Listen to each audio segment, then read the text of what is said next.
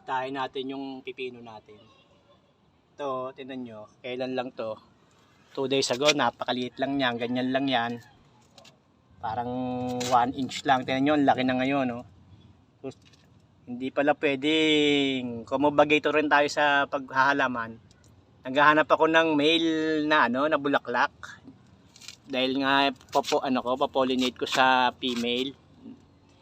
Wala pala, pag pala hapon, nakaikom pala sila. Supposed to be, dapat pala talaga yung pollination sa umaga. Kaya pala kalimitang nagliliparan ang mga paru-paro sa umaga, tsaka bubuyog.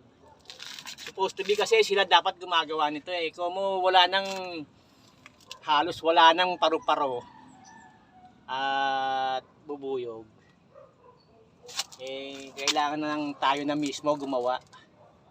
Eh kaso nga lang walang nakabukas na pala sa hapon, paghapon na. Nakaikom na pala yung bulaklak. Kaya bukas ng umaga natin na magpo-pollinate. Pakita ko sa inyo kung paano. O paano?